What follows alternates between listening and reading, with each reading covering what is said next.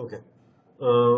Last class में हम लोग कर रहे थे Google search console, also known as Google web master. पहले इसको वेब मास्टर के नाम से जाना जाता था, अब हम इसको गूगल सर्च कंसोल के नाम से जानते हैं। मैं ओपन करता हूँ नोटपैड, या फिर आपकी नोटशीट में लिख लेते हैं।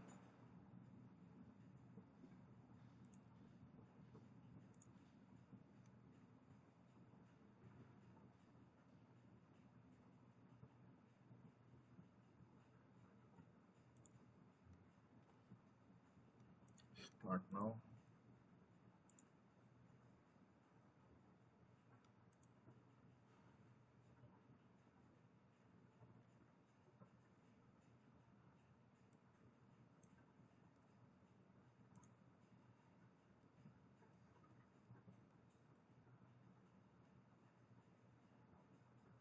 ठीक है। सर्च कंसोल हमारे टूल का नाम है, और इसको हम एक नाम से और जानते हैं जिसका नाम है वेब गूगल वेब मास्टर। ठीक है, गूगल वेब मास्टर भी यही चीज है। पहले इसको गूगल वेब मास्टर बोला जाता था, अब हम इसको सर्च कंसोल बोलते हैं। क्या क्या इसमें इंपॉर्टेंट चीजें हैं हम लोगों ने देखी थी। ओवरव्यू वाले टैब में तो कुछ खास नहीं है। परफॉर्मेंस वाला जो टैब है ना हमारे सर्च कंसोल का, परफॉर्मेंस वाला टैब इंपॉर्टेंट है। इसमें परफॉर्मेंस वाले टैब में, परफॉर्मेंस वाला जो टैब है इसमें क्या चीज इंपॉर्टेंट है आपकी, इसमें आपका क्लिक्स, परफॉर्मेंस पे गए अपन, क्वेरीज पे आते हैं, और मैं यहाँ पर फिल्ड ये लगा लेता हूँ टैब एवरेज सीटीआर और एवरेज पोजीशन। ओके, किसी ने हैंड रेज किया है क्या? ओके, शायद दोबारा ज्वाइन करा है। बहुत इंपॉर्टेंट है यार, एक बार देख लेना, और बहुत इजी भी है, ज्यादा टाइम नहीं लगेगा अब अपने को। इसको हम ऑलरेडी एक बार कर चुके हैं, बस रिवीजन कर रहे हैं। सबसे पहला जो परफॉर्मेंस टैब है, परफॉर्मेंस टैब में अपन क्या देखते हैं, आपका टोटल नंबर ऑफ क्लिक्स कितने आए हैं, इंप्रेशन, सीटीआर और एवरेज पोजीशन, ये चार हमारे टैब हैं। किस पर? आपकी क्वेरी पर। किस काम आता है ये डेटा, सब लोग ध्यान से देखना। आप किस कीवर्ड पर गूगल पर रैंक कर रहे हो, ये बताता है आपका परफॉर्मेंस टैब। किस कीवर्ड पर रैंक कर रहे हो। जैसे कि data analytics course in Noida का जो टैब आ रहा है ना, इस पर हमको 137 इंप्रेशन मिले हैं, 3 क्लिक्स मिले हैं, CTR 2.2 है, और आपका जो एवरेज पोजीशन है, यानी कि गूगल के इस पेज पर एवरेज पोजीशन आपकी क्या है, जो कि फार है, अभी काफी दूर है, ये आपका 61 करके कुछ आ रही है। तो हमको रिपोर्ट मिल गई है कि भाई इस कीवर्ड पे अभी अपना ये वाला काम चल रहा है, हमको क्या करना है, इस पोजीशन को ऊपर करना है, ऊपर हमको अपनी पोजीशन को बढ़िया करना है। और वो कैसे करेंगे? सिंपल सिंपल है, एसईओ करके अच्छा कंटेंट डालेंगे, ऑफ पेज करेंगे, बढ़िया बैकलिंकिंग करेंगे, ऑटोमेटिकली चीजें इंप्रूव होनी शुरू हो जाएंगी। ठीक है, तो परफॉर्मेंस टैब में क्या क्या चीजें इंपॉर्टेंट है हमारी, परफॉर्मेंस टैब में आपका इंपॉर्टेंट है,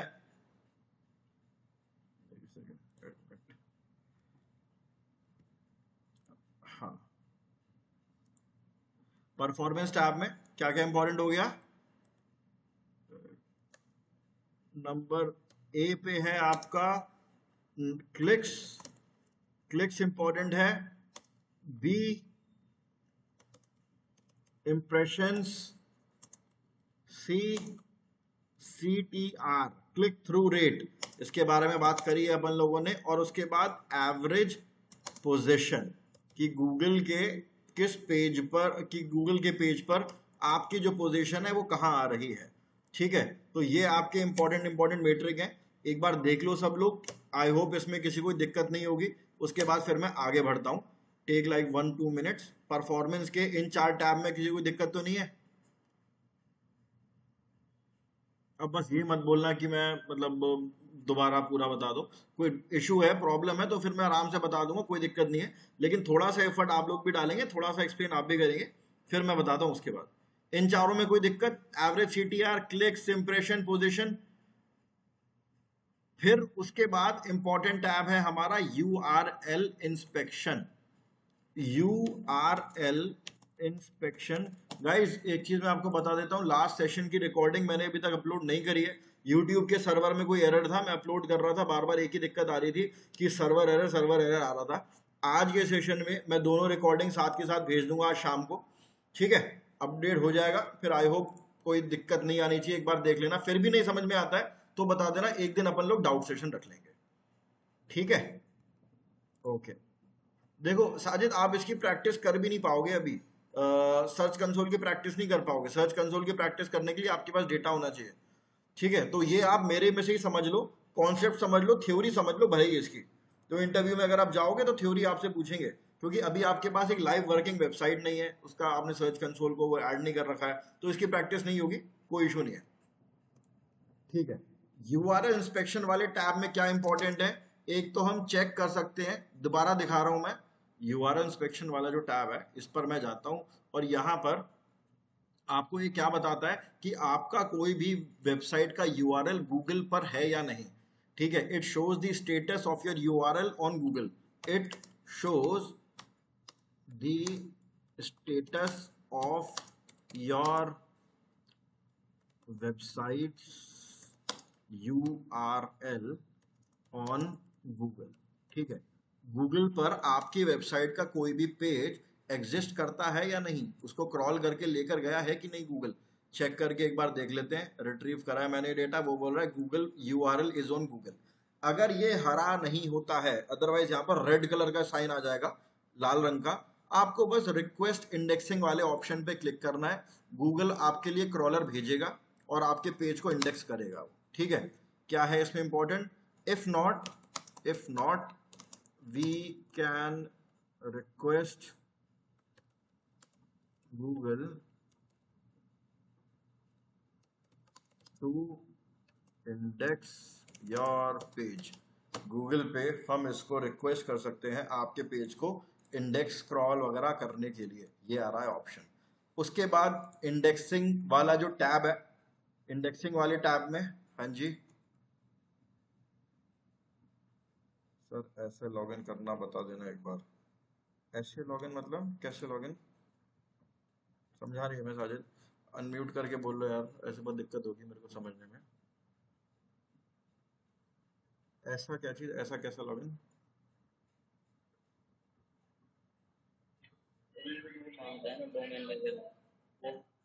अच्छा अच्छा, वो इसे लॉगिन लिखा था आपने, इसे लॉगिन करना बता देना।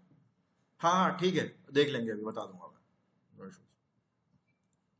म्यूट कर लेना। अभी एक बार बस ये खत्म कर लेते हैं अपन। URL injection, if not we can request Google to index your page. उसके बाद यहाँ पर जो अगला आपका इंपॉर्टेंट टैब है वो है इंडेक्सिंग वाला पेज। कोई पेज अगर इंडेक्स नहीं हो पा रहा है तो उसके पीछे क्या कारण है, ये बताता है ये इंडेक्सिंग वाला पेज। इंडेक्सिंग पेज वाला ऑप्शन जो है ये क्या बताएगा, इंडेक्सिंग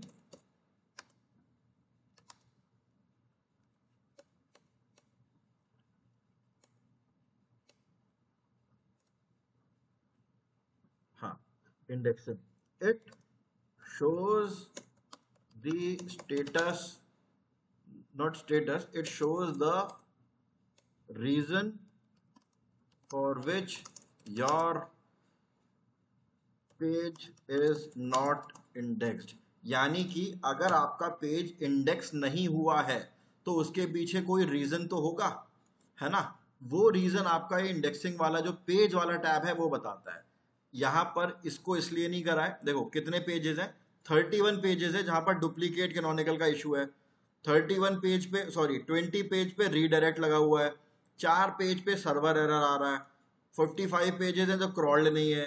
ये वाला डेटा जो है ये आता है। कई बार हो सकता है, मतलब हो सकता है करा हुआ हो, जान के हम वो लगा देते हैं robot.txt। इंडेक्सिंग मतलब होता है कि गूगल पर आपका पेज अपीयर हो रहा है कि नहीं। मैंने दो स्टार्टिंग में बताए थे ना, क्रॉलिंग और इंडेक्सिंग। क्रॉलिंग का मतलब है आपकी वेबसाइट पर आया क्रॉलर, क्रॉल करके गया है और उसके बाद अपने जो लोकल सर्वर है वहां पर जाकर आपकी वेबसाइट को रखा है और फिर उसको इंडेक्स करा है। इंडेक्स का मतलब है कैटेगरी में डाला है। याद आया साथ ही स्टार्टिंग में बताया था अपन मैंने, क्रॉलिंग इंडेक्सिंग। ठीक है, आई होप आप लोगों को पता चल गया होगा। जस्ट अ सेकंड, एक सेकंड। ओके, इंडेक्सिंग वही चीज है। क्रॉलिंग का क्या मतलब है, क्रॉलर आया है आपकी वेबसाइट पर, क्रॉल करके डेटा उठाकर लेकर गया है। इंडेक्सिंग का क्या मतलब है, वो जो डेटा उठाकर जो क्रॉलर लेकर गया है ना, अब गूगल उसको सेग्रीगेट करेगा, अपनी कैटेगरी में डालेगा। यानी कि अगर कोई डालता है बेस्ट ग्राफिक डिजाइनिंग कोर्स, तो बेस्ट ग्राफिक डिजाइनिंग वाले कोर्स वाले पेज को वो ओपन करके आपके सामने रख दे। यही था इंडेक्सिंग वाला। एक बार नोट्स आप चेक करना, मिल जाएगा, नहीं मिलता है बताना, मैं दोबारा एक बार आपको एक्सप्लेन कर दूंगा सारी चीजें बाद में। ठीक है, ओके। अब ये हो गया आपका इंडेक्सिंग। किस पेज कौन से रीजन की वजह से इंडेक्स नहीं हुआ है, यानी कि गूगल पर नहीं आ रहा है। एक्सपीरियंस में जाता हूं, यहां पर एक इंपॉर्टेंट टैब है कोर वेब वाइटल्स। ये बहुत इंपॉर्टेंट है, अपने को करना है। हम लोगों ने लास्ट वाले में नहीं करा था, लास्ट क्लास में। एक सेकंड,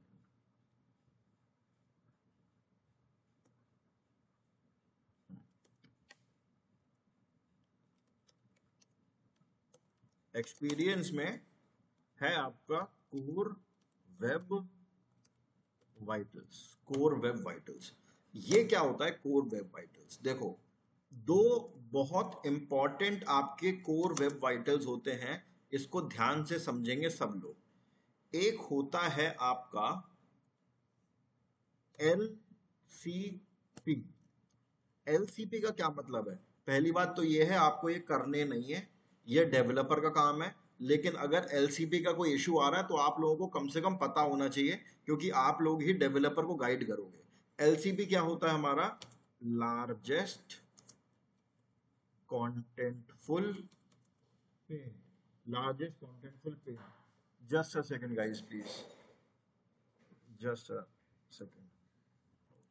मैंने उसीलिए फोन करा था।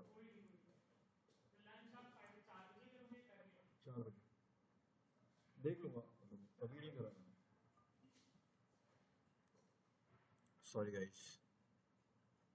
लार्जेस्ट कॉन्टेंटफुल पेंट होता क्या है, स्लोली स्लोली समझते हैं, थोड़ा सा लेंदी टॉपिक है ये। कोर वेब वाइटल, एक्सपीरियंस के टैब में गया, एक्सपीरियंस का ये टैब आ रहा है, यहाँ पर एक टैब है कोर वेब वाइटल। ठीक है, कोर वेब वाइटल में जब अपन जाते हैं ना, तो ये दो इंपॉर्टेंट चीजें कोर वेब वाइटल में आपके आती हैं। वो कोर वेब वाइटल में गया, मोबाइल पे गया, यहाँ पर ये कुछ एरर आ रहे हैं, यहाँ पर मैं आपको समझाता हूँ ये क्या चीज़ है। कोर वेब वाइटल का ये मतलब है user experience. Simple simple, user experience. User आपकी वेबसाइट पर आ रहा है तो वो कैसा एक्सपीरियंस लेकर जा रहा है। ठीक है, अगर अच्छा एक्सपीरियंस होगा, गूगल आपसे खुश होगा, गूगल आपको मान के चलो, गूगल आपकी वेबसाइट को और रैंक करेगा। अगर उसका एक्सपीरियंस अच्छा नहीं है तो गूगल आपके, आप कितना भी ऐसे ही कर लो, कुछ फायदा नहीं है उसका। ठीक है, तो ये दो पैरामीटर आते हैं कोर वेब वाइटल के अंदर। कोर वेब वाइटल के अंदर दो आपके पैरामीटर आते हैं, एक है आपका LCP। LCP क्या होता है, एक सेकंड, मैं आपको ग्रास टेक की वेबसाइट से एक्सप्लेन करता हूँ। ठीक है, पहले ग्रास टेक की वेबसाइट ओपन करते हैं, grasstech.in। पर एक बार सब लोग वेबसाइट को ध्यान से देखना। ठीक है जी, देखो, कोई भी वेबसाइट होती है ना, हमको, मैं बहुत आराम आराम से बता रहा हूँ, किसी को कोई भी दिक्कत हो तो बता देना मेरे को, वरना मुझे पता नहीं चलेगा कि आपको समझ में नहीं आया। ठीक है जी, आपको क्या करना है, आप जैसे ए वाली वेबसाइट पर आते हो, किसी भी वेबसाइट पर आते हो, हमको देखने में क्या लगता है कि ये जो पूरी वेबसाइट है ना, ये वाला पोर्शन, ये वाला पोर्शन, ये पूरी जो वेबसाइट है, ये एक ही पेज है ना। कि ये पूरी वेबसाइट में स्क्रॉल कर रहा हूँ, इतनी लंबी ये जो वेबसाइट आ रही है, मैं इसको थोड़ा जूम आउट करता हूँ पहले तो, है। ये पूरी वेबसाइट एक ही पेज है, हमको ऐसा लगता है। कायदे से ये एक पेज तो है भी, सही लग रहा है अपन लोगों को। मैं इसको जूम आउट करके थोड़ा छोटा कर लेता हूँ ताकि आप और बेहतर समझ पाए। ठीक है, हाँ अब ठीक है। वैसे तो कायदे से देखा जाए ये पूरी वेबसाइट एक ही है, ये पूरा पेज एक ही है, लेकिन इसमें ना अलग अलग ब्लॉक्स पड़े हुए हैं। मैं आपको दिखाता हूँ कौन से अलग अलग ब्लॉक्स हैं। इसको करते हैं अपन रीलोड वापस। एक सेकेंड, सिस्टम बहुत हैंग हो रहा है मेरा।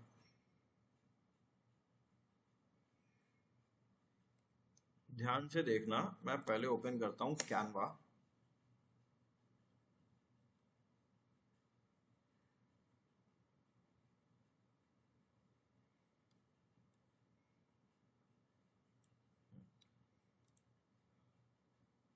यही वाला पेज ले लेते हैं। इस पूरे को मैं उड़ा देता हूँ, इसी पे ही समझ लेते हैं।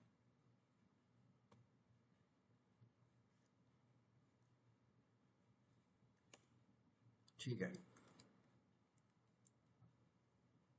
ये देखो, एक तो सबसे पहले ये वाला ब्लॉक है, मैं इसका स्क्रीनशॉट लेता चलता हूँ। एक ब्लॉक तो आपका ये हो गया, गलत हो गया है ब्लॉक, दोबारा लेना पड़ेगा। हाँ, एक ब्लॉक आपका ये हो गया है, इसको मैं यहाँ जाता हूँ कैनवा पे, और कैनवा पे मैं इसको पेस्ट कर देता हूँ। ठीक है, एक ब्लॉक तो आपका ये हो गया है, इधर मैं सबसे ऊपर ये रख दिया। फिर अगला जो ब्लॉक है जो इसके जस्ट नीचे आ रहा है, एक ये वाला ब्लॉक हो गया, मैं इसको भी सिलेक्ट कर लेता हूँ। इधर गया, इस पूरे को, ये देखो एक ब्लॉक आपका ये हो गया है ना। अलग अलग ब्लॉक्स मिलते हैं और वो मिलकर एक वेब पेज बनाते हैं, एक वेबसाइट बनाते हैं। ठीक है, ये ब्लॉक था, इस ब्लॉक के बाद अगला जो आपका ब्लॉक है ये वाला ब्लॉक हो गया है, एक ये है उसके जस्ट बाद। हमको पता है क्या लगता है, हमको लगता है कि ये पेज जो है वो पूरी एक ही यूनिट है। एक्चुअली में वो अलग अलग ब्लॉक्स होते हैं जो मिलके एक वेबसाइट बनाती है। ठीक है, तो एक ब्लॉक ये है, एक ब्लॉक ये हो गया।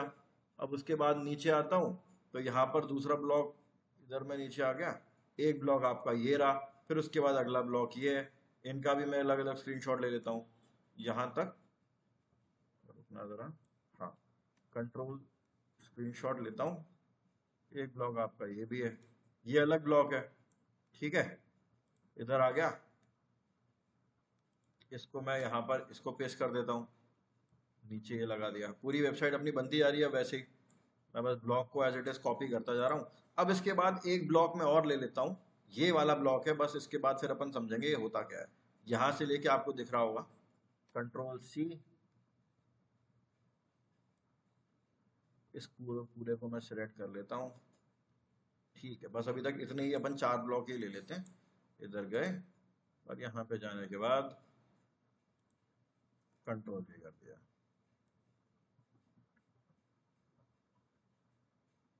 ठीक है, बस अभी इतने ही ब्लॉक ले लेते हैं।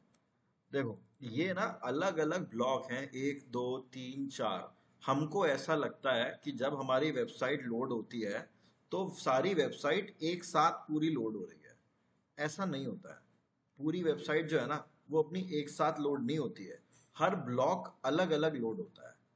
समझ रहे हो, हर ब्लॉक जो है वो डिफरेंटली लोड होगा। ये वाला ब्लॉक अलग होगा, ये अलग होगा, ये अलग होगा, ये अलग होगा। होते तो सारे ब्लॉक साथ में ही है।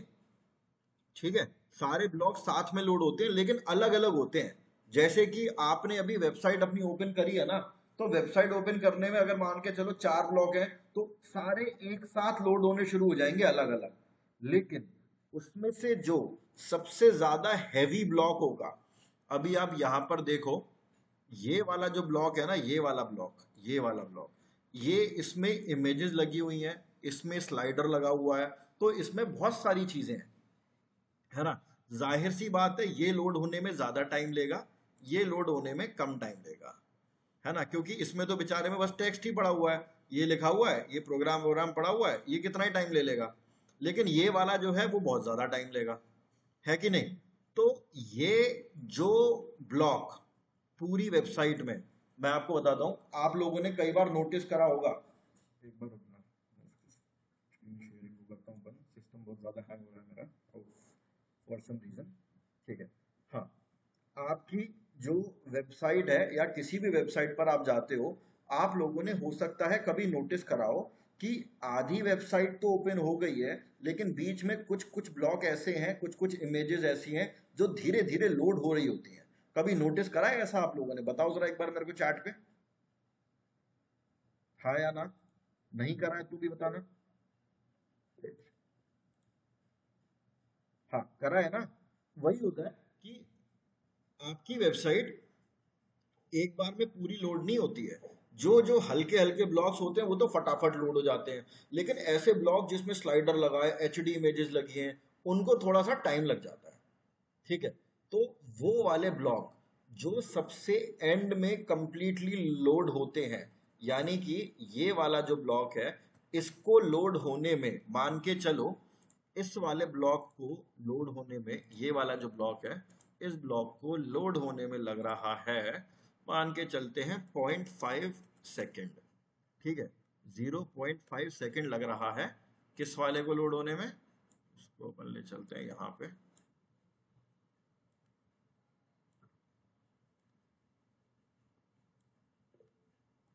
एक सेकंड आ रहा हूँ। हाँ, ये जो ऊपर वाला ब्लॉक है ना, इसको तो लग रहा है 0.5 सेकेंड। हाँ जी, किसी ने हैंड रेज कराया, कुछ बोला है क्या? स्क्रीन, अच्छा, हो गया। एंटायर स्क्रीन पे आते हैं, स्क्रीन शेयर सबको मैं रखता हूँ क्लोज।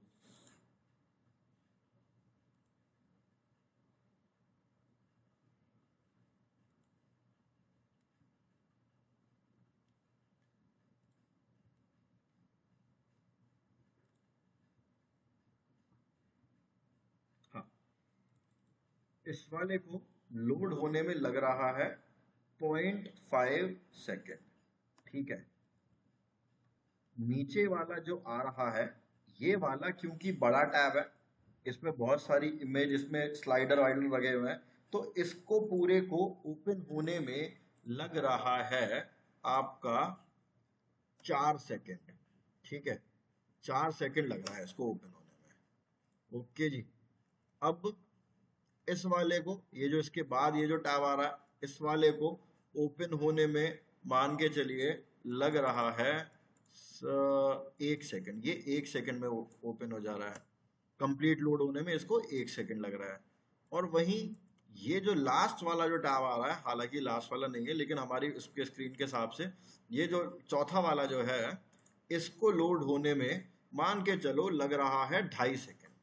ठीक है, तो जब तक, यह ध्यान से सुनना सब लोग, जब तक ये वाला जो टैब है, ये वाला जो बॉक्स है ना, जब तक ये पूरी तरीके से लोड नहीं हो जाता, कंप्लीट लोड नहीं हो जाता, तब तक आपकी वेबसाइट को कंप्लीट लोड नहीं माना जाएगा, कि आपकी वेबसाइट पूरी तरीके से लोड हो गई है, ये नहीं माना जाएगा। ठीक है जी, तो आपको क्या करना है, आपकी वेबसाइट का जो लोडिंग टाइम होता है, वो आपकी वेबसाइट का जो सबसे हैवी वाला ब्लॉक होता है ना, वो डिसाइड करता है। मान के चलो ये वाला तो हो गया 0.5 में, तो वेबसाइट का लोडिंग टाइम जो हो जाएगा ना, लोडिंग टाइम हो जाएगा आपका 4 सेकेंड, पूरी वेबसाइट का लोडिंग टाइम। जो सबसे हैवी ब्लॉक होगा उसको बोला जाता है एलसीपी, यानी कि लार्जेस्ट कॉन्टेंटफुल पेंट। ये वाला जो ब्लॉक है, ये इसका एलसीपी है। और अब पूरी वेबसाइट का जो लोडिंग टाइम है, वो हो गया है आपका 4 सेकेंड। मान के चलो फॉर एग्जाम्पल, अगर कोई और टैब है जिसको ओपन होने में लग रहे हैं 6 सेकेंड, तो जब तक वो वाला ब्लॉक पूरी तरीके से लोड नहीं हो जाएगा, आपकी वेबसाइट को फुली लोड नहीं माना जाएगा। और वो वाला ब्लॉक जो है, जो 8 सेकेंड ले रहा है, वो हो जाएगा आपकी वेबसाइट का एलसीपी, लार्जेस्ट कॉन्टेंटफुल पेंट। ठीक है गाइस, समझ गए एलसीपी क्या होता है? एक बार देख लो इसको, कोई दिक्कत आए तो बताओ मेरे को, मैं दोबारा रिपीट कर दूंगा। टेक 1 मिनट, फिर उसके बाद मैं आगे बढ़ूंगा। हैंड रेज करना है, चैट पे कुछ लिखना है लिख सकते हो, मैं वेट कर रहा हूँ।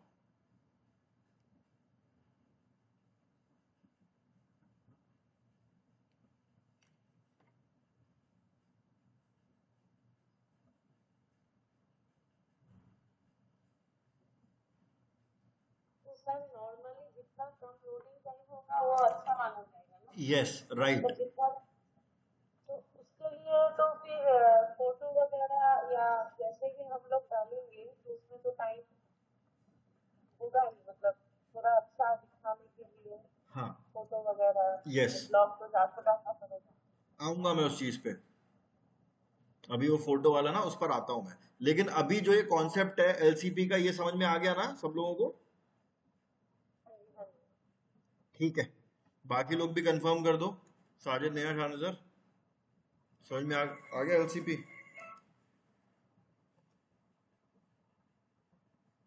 ओके, ठीक है। तो ये तो हो गया है आपका एलसीपी। और एलसीपी होता क्या है आपका?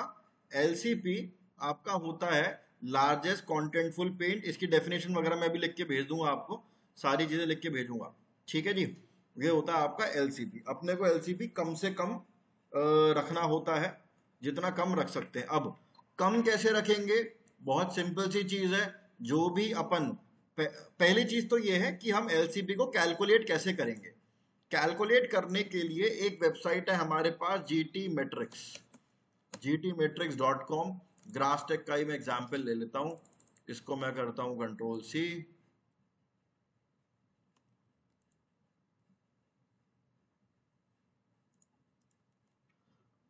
जीटी मैट्रिक्स ओपन करी, यहां पर एनालाइज का बटन दबाया।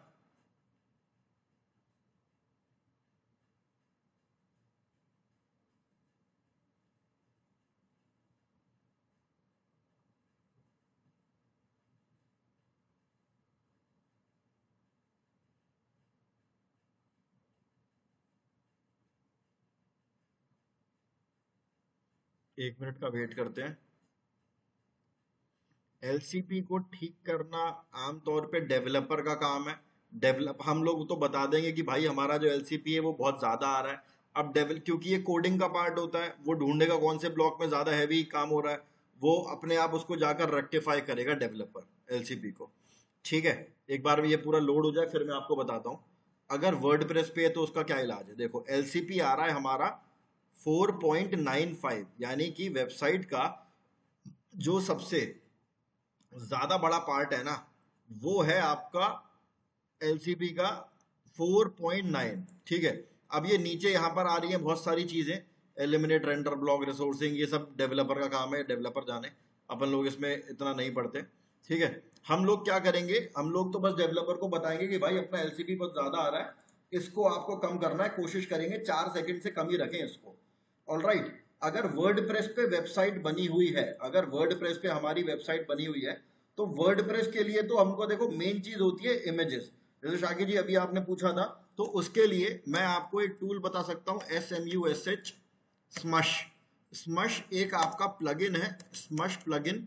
ये जहां पर भी रिक्वायरमेंट होती है, जहां पर भी जरूरत होती है, स्मश अपने आप आपकी इमेजेस को कंप्रेस कर देता है ऑटोमेटिकली। ठीक है, तो एलसीपी को स्मश रिड्यूस करने में बहुत फायदेमंद है।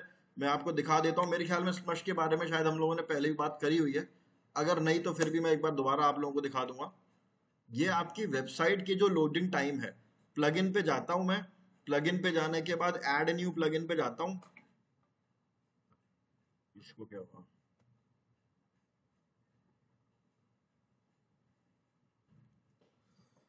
अपलोड पे यहां पर मैं सर्च करता हूं SMUSH स्मश प्लगइन।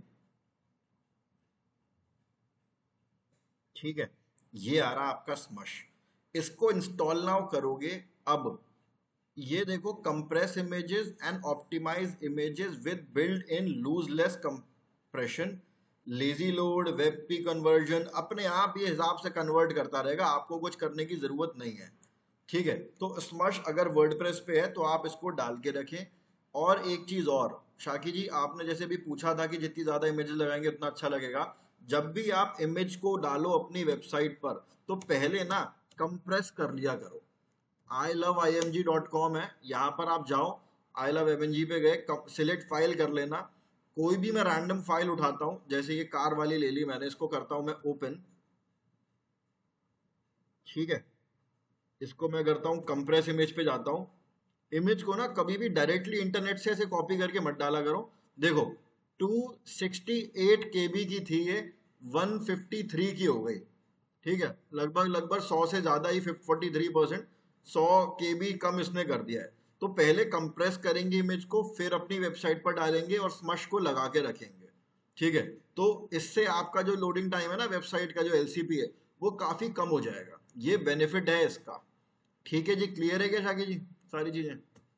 कोई डाउट हो तो और सर ये आप ना लिख दीजिए उस फाइल में, आई लव जो हाँ, अपने इमेज आई लव पीडीएफ ना। डॉक्यूमेंट पीडीएफ, हाँ हाँ, पीडीएफ, जो सॉरी भी सॉरी, आई आपका लव जो आईएमजी, आई लव आईएमजी। हाँ आई, हाँ हाँ ये वाला आप लिख दीजिए, हाँ, ताकि स्पष्ट हो गया। श्योर श्योर, मैं भी दे दे रहा हूँ आपको, लिंक भी दे देता हूँ उसका।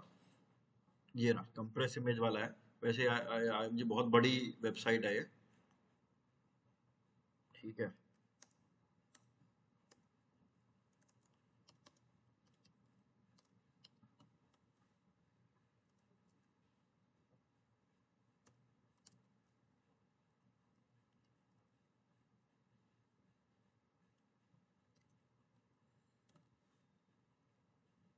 इसका यूआरएल भी मैं यहीं पे पेस्ट कर देता हूँ। ये इसके डाउनलोड वाला यूआरएल हो गया। तो जब भी अगर आपको कोई भी इमेज को पहले अपनी वेबसाइट पर डालना है, यहाँ पर लेकर जाओ, कंप्रेस करो, ये जितना कर रहा है उसके बाद डालो और स्मश डाल के रखो, आपका एलसीपी कम ही रहेगा। अब अगला जो आपका इंपॉर्टेंट चीज है एलसीपी के बाद, वो है, एक सेकेंड, CLS। यहाँ पर आप देख पाओगे CLS। Okay, core web vital पे आता हूँ मैं। कोर वेब वाइटल यहाँ पे आया और मैं आपको एक वीडियो दिखाता हूँ अभी।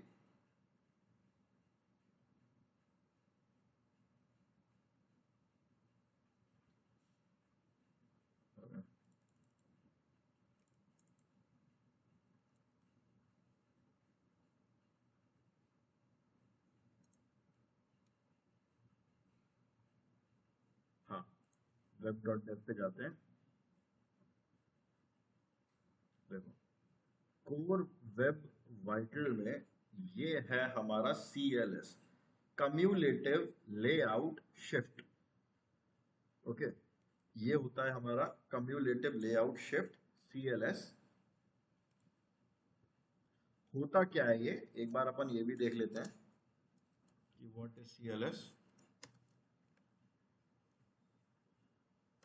ये वीडियो देखना आप लोग, अगर मैं आपको थोड़ा सा एक्सप्लेन कर देता हूँ, वीडियो आएगा अभी एक। ये देखो, ये एक वीडियो आ रहा है, स्टार्टिंग से लगाते हैं इसको। Order confirmation, you have selected 56 items, is it correct? ठीक है, अब ये प्ले क्यों नहीं हो रहा है?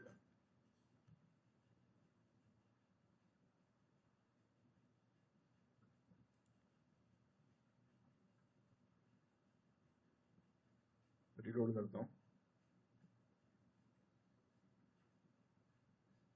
हाँ, वीडियो प्ले हो रहा है, एक बार ध्यान से देखना।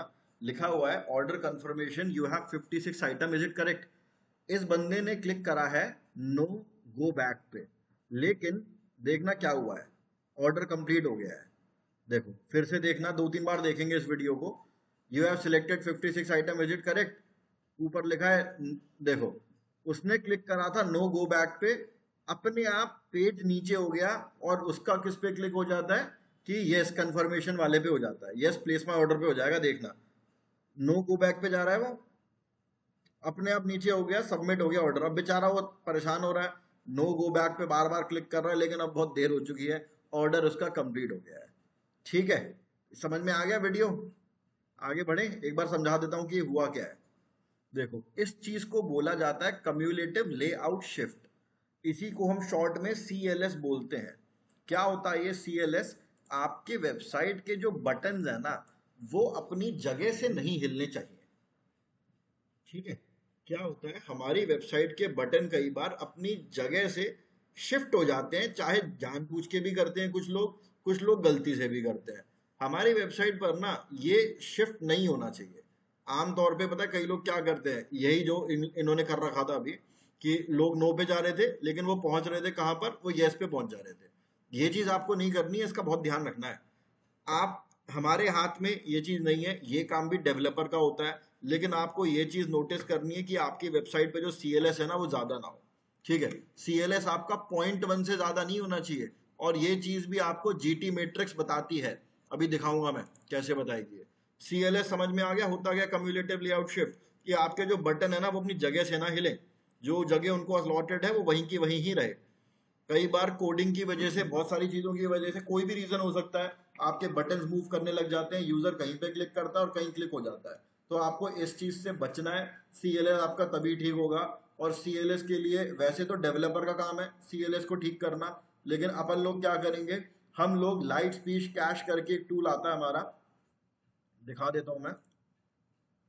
प्लगइन अगर वर्डप्रेस पे है, देखो पहले तो मैं जाता हूँ जीटी मैट्रिक्स पे, और जीटी मैट्रिक्स पे जो ये आ रहा है यहाँ पर इस वाले टैब में, cumulative layout shift that is 0.3 ज्यादा है, हमको 0.1 रखना होता है। हमारी वेबसाइट पर भी थोड़ा ज्यादा आ रहा है, कोई इशू नहीं है, इसको ठीक करना पड़ेगा अपने को, 0.1 पर लेकर आना पड़ेगा। ठीक है, डेवलपर के थ्रू बनी हुई है website, we will ask the developer कि भाई इस चीज को रेक्टिफाई करिए, हमारी वेबसाइट में प्रॉब्लम हो रही है। अदरवाइज हम आपके वेबसाइट पर खुद क्या करना है, वर्डप्रेस पे बनी हुई है, तो आप यहाँ पर जाएंगे, प्लगइन में जाएंगे, एक प्लगइन का नाम है light speed, CACHE, light speed cash. Light speed cash पे गए, करा इसको ओपन, ये एक प्लगइन आ जाएगा आपका, इसको इंस्टॉल नाउ कर देंगे। ये आपकी कैशिंग, इमेज, CSS, जावा, ये ऑटोमेटिकली ऑप्टिमाइज करता रहता है ये वाला प्लगइन। ठीक है, तो वर्डप्रेस पे तो अपने पास लिमिटेड ऑप्शंस है, हम बहुत ज़्यादा वर्डप्रेस पे अपन नहीं कर सकते हैं काम, मतलब ये रेक्टिफाई नहीं कर सकते। ये दो चीज़ें ऐसी हैं जिसके लिए अपन लोगों को डेवलपर की ज़रूरत पड़ेगी अगर हम इसको अपने आप रेक्टिफाई नहीं कर पा रहे हैं तो। ठीक है जी, ये है हमारे साथ, ये प्लगइन्स हैं, ये आपको ध्यान रखने पड़ेंगे। और ये होते हैं ये दोनों चीज़ें, LCP और CLS, और इसके लिए जो भी प्लगइन्स रिक्वायर्ड है वो अपन लोगों ने कवर कर ही लिए हैं। एक बार सब लोग देख लो शीट पर, कोई भी डाउट हो, कोई भी इशू हो, मेरे को बताओ, फिर अपन आगे बढ़ेंगे। यहाँ तक मतलब हमारा भी कवर ही हो गया है, कोर वेब वाइटल ही हमारा एक इम्पॉर्टेंट बचा हुआ था। बाकी तो यहाँ पर ये इन्हांसमेंट ये सब तो बहुत इतनी इंपॉर्टेंट चीज़ नहीं है। मैनुअल एक्शन में अगर आप जाओगे तो यहाँ पर मैनुअल एक्शन, सिक्योरिटी इशू अगर कोई रिक्वायरमेंट है तो यहाँ पर दिखा देगा वो। सिक्योरिटी इशू, HTTPS कोई भी इशू आ रहा है यहाँ पर इशू आ जाएगा। और फिर ये टैब है हमारा लिंकिंग का, कि हमने कहाँ कहाँ पे एक्सटर्नल इंटरनल लिंक लगा रखे हैं, वो यहाँ पर आप देख सकते हैं। तो ये है हमारा Google search console, also called as web master. सबसे इंपॉर्टेंट टैब यहाँ पर कौन कौन से हैं मैं बता देता हूँ। परफॉर्मेंस का टैब सबसे इंपॉर्टेंट है, साइट मैप का इंपॉर्टेंट है, कुछ अपनी वेबसाइट से रिमूव करना है वो इंपॉर्टेंट है, और कोर वेब वाइटल इंपॉर्टेंट है। ठीक है, अब आ जाता है साजिद वाला क्वेश्चन। साजिद ने बोला था कि इसको अपन वेबसाइट से लिंक कैसे करेंगे, मैं एक बार वो भी दिखा देता हूँ। जब आप अपना सर्च कंसोल नया नया खोलोगे ना, आपके सामने कुछ ऐसा पेज आएगा इस प्रकार। ठीक है, आपको URL प्रीफिक्स में जाना है। अब जैसे मैं एक वेबसाइट है, वही अपनी वाली जो वेबसाइट इस पे हम काम करते हैं, इस वाली वेबसाइट पर गया, इसका URL जो है, कंप्लीट URL करना है आपको HTTP के साथ साथ। ठीक है, HTTPS के साथ करना है आपको। मैं इसको एंटर करता हूँ पहले, ऐसा नहीं कि खाली बस डोमेन लिख के छोड़ दिया, पूरा लिखना है। Ctrl+C पे क्लिक किया। अब उसके बाद मैं आ जाता हूँ सर्च कंसोल पे, यहां पर आपको टाइप करना है, Ctrl+V किया, और फिर कंटिन्यू पे जब आप क्लिक करोगे ना, कंटिन्यू पे क्लिक करने के बाद ये पहले आपकी प्रॉपर्टी को वेरीफाई करेगा।